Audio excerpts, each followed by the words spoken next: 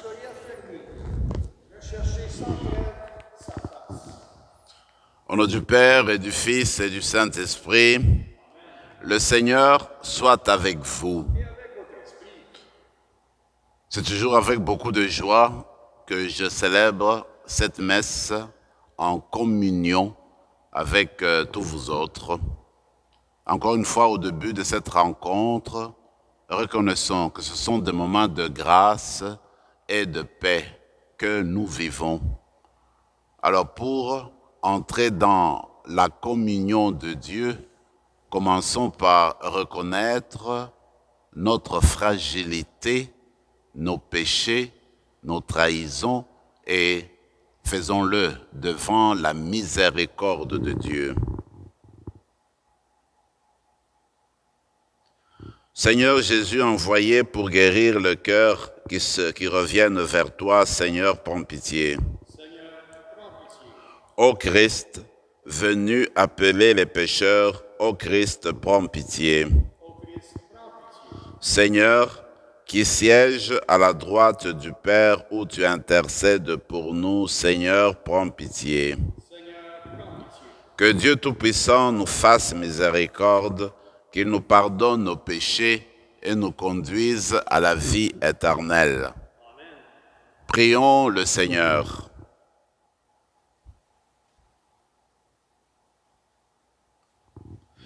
Dieu éternel et tout-puissant, augmente en nous la foi, l'espérance et la charité. Et pour que nous puissions obtenir ce que tu promets, fais-nous aimer ce que tu commandes. Par Jésus-Christ, ton Fils, notre Seigneur, qui vit et règne avec toi dans l'unité du Saint-Esprit, Dieu, pour les siècles des siècles.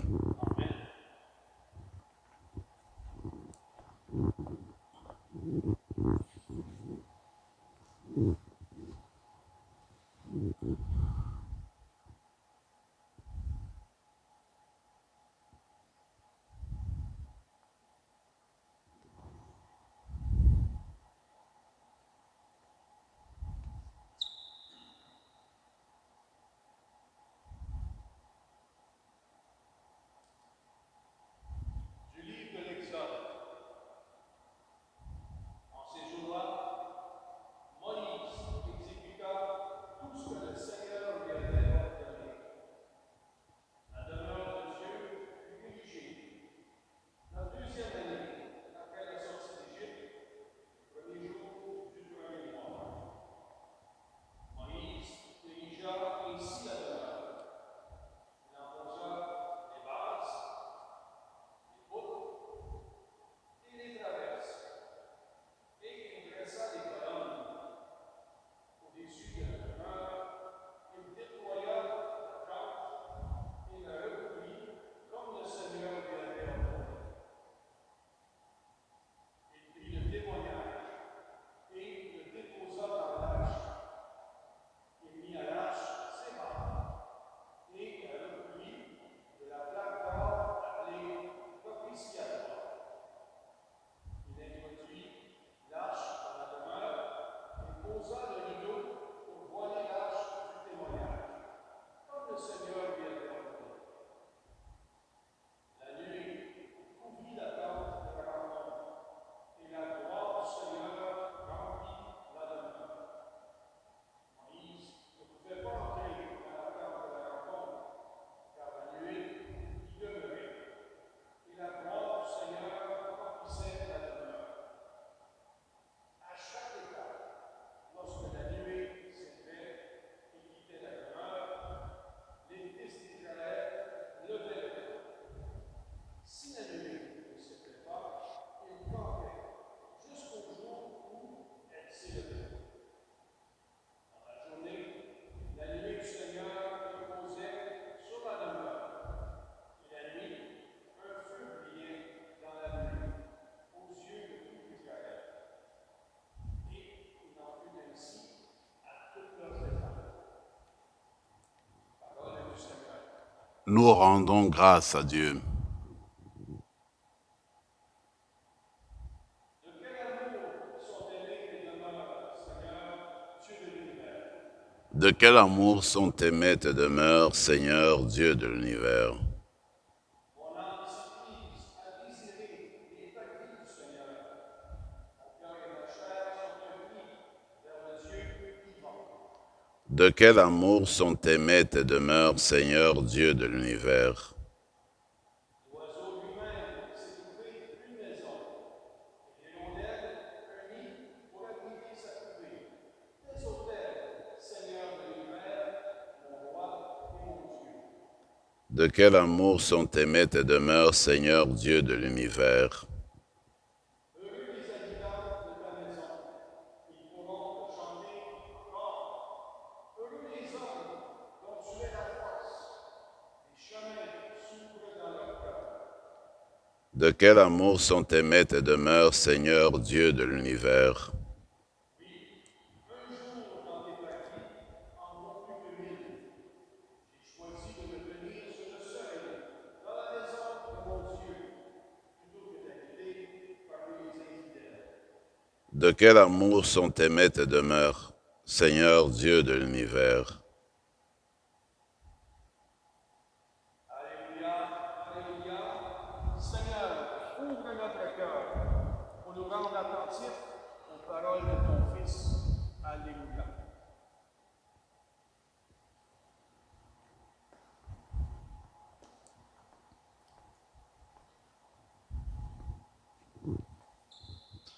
Le Seigneur soit avec vous. Et avec votre esprit, Évangile de Jésus-Christ selon saint Matthieu. gloire à toi, Seigneur.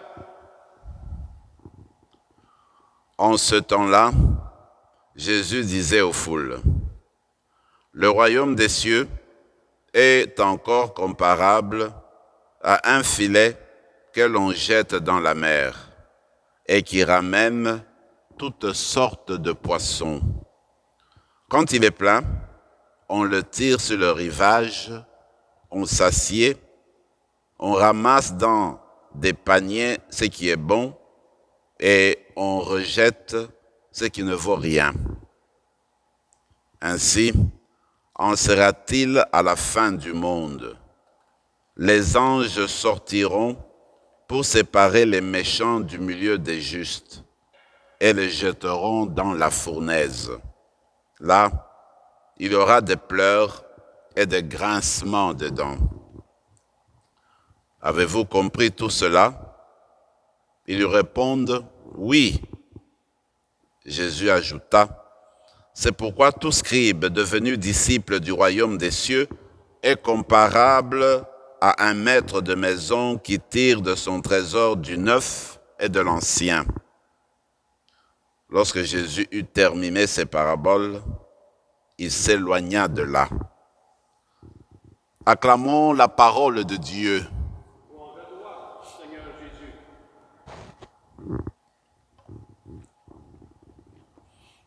Dans l'extrait de l'Exode que nous venons d'entendre, on nous présente Moïse qui exécute les ordres de Dieu. Quels étaient ces ordres-là? Eh bien, de créer une demeure du Seigneur au sein du peuple. C'est ainsi que Moïse va construire ce qu'on appelle la tente de la rencontre. Alors la tente de la rencontre est supposée être le lieu où le Seigneur va habiter, où il va vivre, et où le peuple pourra le rencontrer. C'est ainsi que Moïse va tout bâtir, et le signe de la présence de Dieu, ça sera l'arche de l'Alliance, qui sera, n'est-ce pas, mis au sein du temple de la rencontre, ça sera le signe de la présence du Seigneur. Alors d'ailleurs, comme symbole, n'est-ce pas, nous avons placé sur l'autel, à côté de l'autel, n'est-ce pas, nous avons placé l'arche de l'Alliance pour nous rappeler en fait c'est à quoi ça ressemblait, un coffret où on mettait en fait le livre, le livre, mettons, de 10 commandements, et puis il y avait un bâton, et puis il y avait aussi le bâton d'Aaron, mais il y avait aussi, n'est-ce pas, de la manne qui était restée, et puis qu'on mettait là comme symbole, n'est-ce pas, de ce que Dieu a donné comme nourriture au peuple. Mais en fait, l'arche de l'Alliance, c'est le signe de la présence de Dieu. Et dans ce texte aujourd'hui, on a montré comment, quand le temple a été, je veux dire la tente a été construite, alors avec la présence de Dieu, il y a toujours la nuée. La nuée qui réside dans le temple, la lumière qui réside dans le temple, qui est le signe de Dieu, qui réside dans la tente, qui est le signe de Dieu. Cela veut dire que le Seigneur est toujours fidèle à ses promesses. Il a promis de demeurer au sein de son peuple. Et voilà que quand Moïse a construit la tente qui lui est réservée, le Seigneur est venu effectivement habiter son lieu, habiter sa tente, habiter sa maison, si vous voulez, à ce moment-là. Il a fait comme toutes les autres familles qui vivaient dans des tentes et qui devaient se déplacer durant leur séjour au désert d'une étape à l'autre pour aller vers la terre promise. Il me semble pour moi que le message est fort, comme pour dire Dieu n'abandonne jamais son peuple. Et aujourd'hui, ce message s'adresse à chaque famille, à chacune de nos familles, à chacune de nos paroisses, à chacune d'entre nous. Dieu ne nous abandonne jamais. Il a promis de demeurer avec nous, de nous conduire de ce monde-ci à ce monde-là. Lorsque la terre promise est encore là, c'est la terre en fait où le Seigneur va nous accueillir à la fin des temps. C'est le ciel, c'est ça notre terre promise. Et continuellement nous marchons dans ce désert de la terre et nous allons d'une étape à l'autre. Nous devons nous déplacer d'abord dans notre existence personnelle, dans l'expérience personnelle de nos vies. Nous pouvons aussi nous déplacer de manière physique, déménager, et puis aller ailleurs à cause de l'appel du travail ou de circonstances. On peut, un mois de notre vie, aller vivre dans une résidence. Eh bien, toutes ces étapes-là de notre vie, le Seigneur demeure avec nous. Il nous accompagne continuellement parce que ça a été une de ses promesses, ne jamais nous abandonner, mais toujours être au-devant de nous pour nous guider. Donc, aujourd'hui, renouvelons notre confiance, notre foi au Dieu d'Abraham, d'Isaac et de Jacob, le Dieu de Jésus-Christ, qui nous a appelés à l'existence et qui nous accompagne tout au long de notre vie, qui veut demeurer dans notre tente, qui veut demeurer dans la tente de notre cœur et continuer à vivre avec nous. Demandons-lui aussi la grâce de vouloir demeurer avec lui, de désirer demeurer dans sa maison aujourd'hui et demain. L'évangile, c'est toujours le chapitre 13. C'est quand même curieux, cette semaine, l'évangile que nous avons lu, en fait, a été lu les dimanches que nous avons, n'est-ce pas, vécu. Il y a 2-3 dimanches, c'était le chapitre 13 de Matthieu qu'on est en train de lire. Et puis, aujourd'hui, en fait, cette section qui nous est rapportée, c'est la dernière section du chapitre 13 de Matthieu qui a rassemblé une série de paraboles qui traitent du royaume de Dieu. Et voilà, c'est arrivé à la fin, c'est pourquoi on dit à la fin, après que Jésus ait dit ces paroles-là, il va se déplacer de ce lieu, il va aller à un autre endroit, comme pour dire, maintenant c'est fini, hein, cette section, on va passer à autre chose. Et je trouve que la parabole qui est la dernière, parmi la série qui nous a été présentée, offre cette réflexion sur la fin des temps. Qu'est-ce qui va arriver à la fin des temps? Le royaume de Dieu ici est comparé à un filet qu'on jette à la mer qui ramasse toutes sortes de poissons. En fait, c'est le monde entier, c'est nous tous. Nous tous, nous toutes. Alors, maintenant, qu'est-ce qui arrive? Eh bien, dans le filet, c'est comme un peu l'histoire aussi, la parabole du blé et de l'ivraie. Maintenant, qu'est-ce qu'il faut faire? Il faut séparer les bons poissons des mauvais poissons. Nous sommes à la fin des temps et c'est la dernière chose à faire. En fait, je sais que d'après l'expérience et surtout quand j'ai partagé avec les personnes de la génération avant nous autres, eh bien, ils ont souvent entendu des prêches, des prédications sur le jugement dernier. Et on a mis beaucoup d'emphase là-dessus. Il y a des personnes qui me disaient même, eh bien, ils sortaient des prédications avec une certaine peur, parce qu'on a parlé souvent de l'enfer, on a parlé souvent du jugement, on a parlé souvent de la colère de Dieu, et alors on a mis trop d'accent là-dessus. Peut-être qu'aujourd'hui, il faudrait se rappeler que c'est vrai, qu'à la fin des temps, quand on a vécu dans le mal, on ne peut pas continuer, on ne peut pas entrer dans le royaume de Dieu, parce que dans le royaume de Dieu, on vit le bien. Si on a été entraîné durant toute sa vie à faire le mal, à causer du tort, on ne peut pas avoir sa place à l'endroit où il n'y a que le bien qui se fait. Ça va aller à l'encontre de notre manière d'être. Parce qu'on a été, n'est-ce pas, plongé dans le mal, on ne veut faire que le mal. Et alors, cela ne concorde pas à la terre promise, où il n'y a que le bien qui se fait chez Dieu. Alors, quand on s'est entraîné, on a cherché à faire le bien vraiment dans sa vie, eh bien, quand la terre promise arrive, on va se reconnaître. On va entrer dans un monde où, en fait, on sait de quoi on parle et comment y entrer, comment s'y adapter parce que on a désiré toujours le bien, on a désiré toujours l'amour, on a vécu toujours dans l'amour. Mais toujours est-il que nous n'allons pas vivre d'illusions. Le royaume de Dieu, la terre promise, c'est un don de Dieu. C'est Dieu qui nous la donne. Et puis nous autres, la manière de l'accueillir, c'est nous tourner vers le bien. C'est nous tourner vers la lumière, nous détourner des ténèbres et nous tourner vers la lumière en vue d'embrasser ce royaume que Dieu offre gratuitement. Mais maintenant, il ne faudra pas oublier que le Dieu dont on a parlé il y a longtemps, qui était dans les prédications anciennes, c'était un Dieu juge, d'accord. Mais ce Dieu juge-là, c'est aussi le Dieu d'amour. Ce qu'il faudrait aussi ajouter. Ce Dieu juge-là, c'est aussi un Dieu miséricordieux. Ce qu'il faut toujours ajouter. Ce Dieu-là nous veut du bien. Alors nous autres, il ne faudrait pas lui donner les marques humaines, le caractère humain. C'est pas un juge humain. Dieu est Dieu.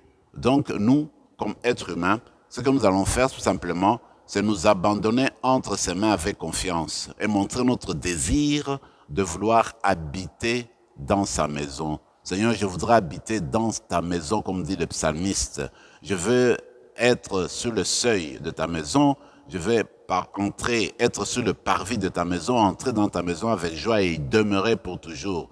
La seule chose que je cherche, dit le psalmiste encore, c'est d'habiter la maison du Seigneur. Et moi, je crois que dans le tréfonds de nous-mêmes, c'est cette prière que nous portons. Alors quand le Seigneur voit notre authenticité, voit notre souci, notre élan aller vers lui, notre désir ardent d'habiter dans sa maison, moi je reste convaincu que Dieu nous ouvre sa maison et il nous élève, il nous purifie, il ôte tout le mal qui est en nous et il nous fait entrer dans sa maison.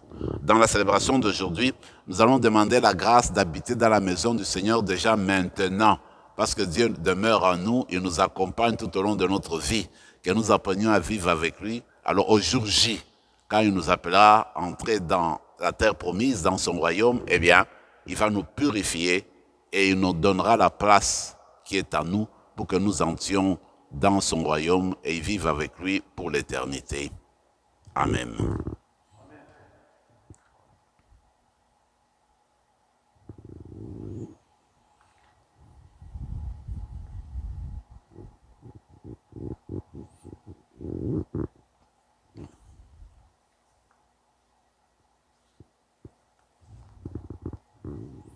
Tu es béni, Seigneur, Dieu de l'univers, toi qui nous donnes ce pain, fruit de la terre et du travail des hommes et des femmes. Nous te le présentons, il deviendra le pain de la vie. Béni soit Dieu, maintenant et toujours.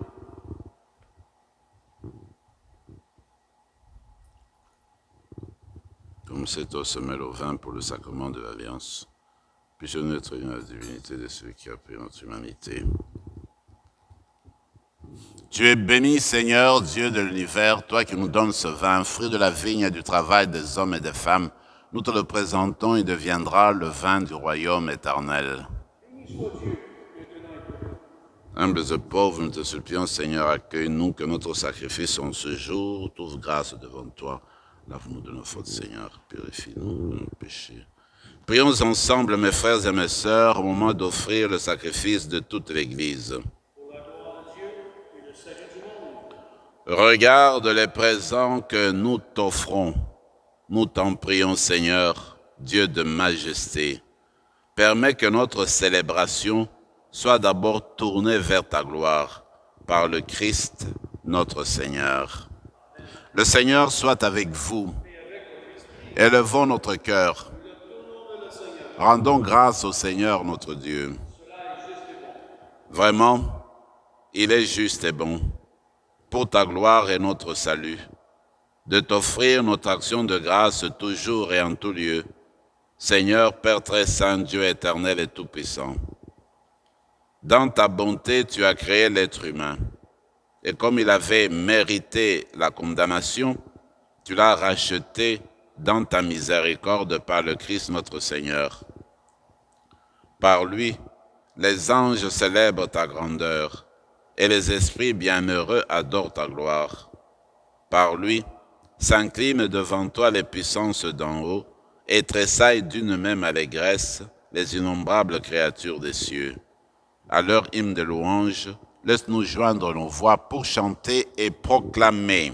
Saint, Saint, Saint, le Seigneur Dieu de l'univers, le ciel et la terre sont remplis de ta gloire. Hosanna au plus haut des cieux. Béni soit celui qui vient au nom du Seigneur. Hosanna au plus haut des cieux. Tu es vraiment saint Dieu de l'univers, et il est juste que toute la création proclame ta louange, car c'est toi qui donnes la vie, c'est toi qui sanctifies toutes choses, par ton Fils Jésus-Christ notre Seigneur, avec la puissance de l'Esprit Saint. Et tu ne cesses de rassembler ton peuple, afin que du levant au couchant du soleil, une offrande pure soit présentée à ton nom. C'est pourquoi nous te supplions, Seigneur, de consacrer toi-même les offrandes que nous apportons. Sanctifie-les par ton esprit pour qu'elles deviennent le corps et le sang de ton Fils Jésus-Christ notre Seigneur, qui nous a dit de célébrer ce mystère. La nuit même où il fut livré, il prit le pain. En te rendant grâce, il dit la bénédiction.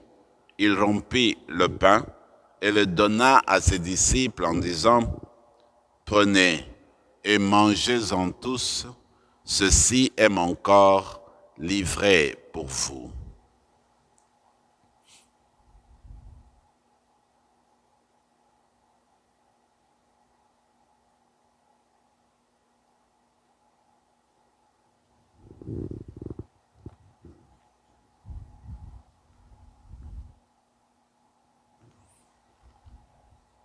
De même, après le repas, il prit la coupe.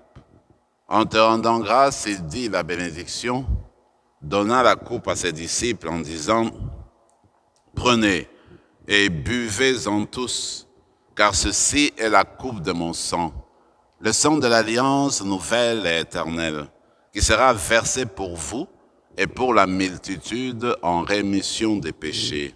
Vous ferez cela en mémoire de moi. »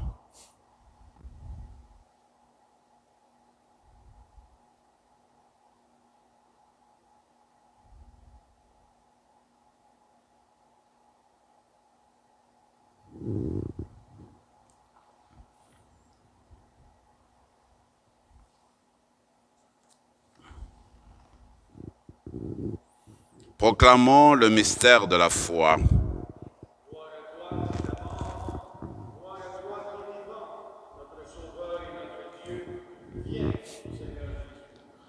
En faisant ainsi mémoire de ton Fils, de sa passion qui nous sauve, de sa glorieuse résurrection et de son ascension dans le ciel, alors que nous attendons son dernier avènement, nous t'offrons, Seigneur, en action de grâce, ce sacrifice vivant et saint. Regarde, nous t'en prions, l'oblation de ton Église, et daigne y reconnaître ton Fils qui, selon ta volonté, s'est offert en sacrifice pour nous réconcilier avec toi. Quand nous serons nourris de son corps et de son sang, et remplis de l'Esprit Saint, accorde-nous d'être un seul corps et un seul esprit dans le Christ. Que l'Esprit Saint fasse de nous une éternelle offrande à ta gloire, pour que nous obtenions un jour l'héritage promis avec tes élus, en premier lieu la bienheureuse Vierge Marie, Mère de Dieu, avec Saint Joseph son époux, les bienheureux apôtres, le glorieux martyr, Saint Rémy, et tous les saints qui ne cessent d'intercéder auprès de toi et nous assurent de ton secours. Et maintenant, nous te supplions, Seigneur, par le sacrifice qui nous réconcilie avec toi, étends au monde entier le salut et la paix. Affermis ton Église en pèlerinage sur la terre dans la foi et la charité, en union avec ton serviteur, notre pape François, notre évêque Marcel, Yvan son auxiliaire, l'ensemble des évêques, les prêtres, les diacres et tout le peuple que tu as racheté. Écoute en ta bonté les prières de ta famille que tu as voulu rassembler devant toi. Dans ta miséricorde, ramène à toi, Père très aimant, tous tes enfants dispersés. Pour nos frères et sœurs de faim, et pour tous ceux qui ont quitté ce monde et trouvent grâce devant toi, nous te prions. En ta bienveillance, accueille-les dans ton royaume, où nous espérons être comblés de ta gloire, tous ensemble et pour l'éternité, par le Christ notre Seigneur, par qui tu donnes au monde toute grâce et tout bien. Par lui, avec lui et en lui, à toi, Dieu le Père Tout-Puissant, dans l'unité du Saint-Esprit, tout honneur et toute gloire pour les siècles des siècles. En reprenant la prière de notre Père, la prière des enfants de Dieu, la prière qui révèle la famille de Dieu, eh bien, nous allons penser d'une manière spéciale aux jeunes qui sont retrouvés, n'est-ce pas, au Portugal, les jeunes venant de plusieurs nations de la terre. Ensemble, notre Père qui es aux cieux, que ton nom soit sanctifié, que ton règne vienne, que ta volonté soit faite sur la terre comme au ciel. Donne-nous aujourd'hui notre pain de ce jour. Pardonne nos offenses comme nous pardonnons aussi à ceux qui nous ont offensés. Et ne nous laisse pas entrer en tentation, mais délivre-nous de tout mal, Seigneur, et donne la paix à notre temps. Soutenus par ta miséricorde, nous serons libérés de tout péché, à l'abri de toute épreuve. Nous qui attendons que se réalise cette bienheureuse espérance, l'avènement de Jésus-Christ, notre Sauveur. C'est à toi qu'appartiennent le règne, la puissance et la gloire pour les siècles des siècles. Seigneur Jésus-Christ, tu as dit à tes apôtres, je vous laisse la paix. Je vous donne ma paix. Ne regarde pas nos péchés, mais la foi de ton Église. Pour que ta volonté s'accomplisse, donne-lui toujours cette paix et conduis-la vers l'unité parfaite, toi qui vis et règnes pour les siècles des siècles. Que la paix du Seigneur soit toujours avec vous. Agneau de Dieu,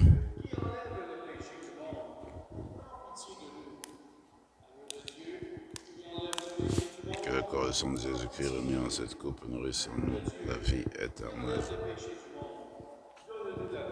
Seigneur Jésus-Christ, que cette communion à ton corps et à ton sang n'entraîne pour nous ni jugement ni condamnation, mais que par ta bonté, elle soutienne notre esprit et notre corps et nous donne la guérison.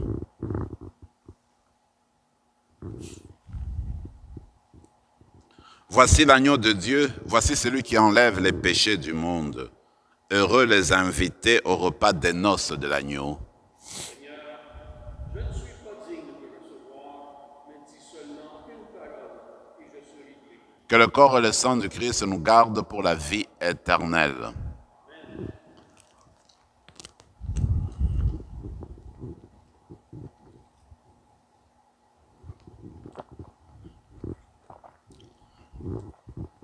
Le corps du Christ. Amen.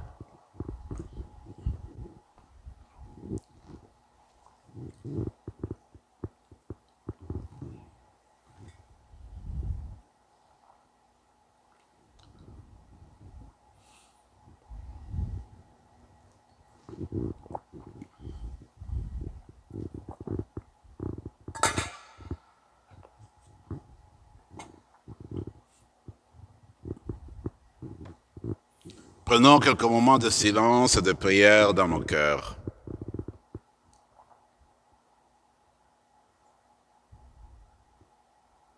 Le Christ nous a aimés.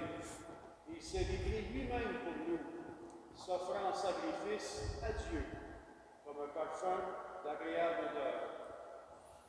Prions encore le Seigneur.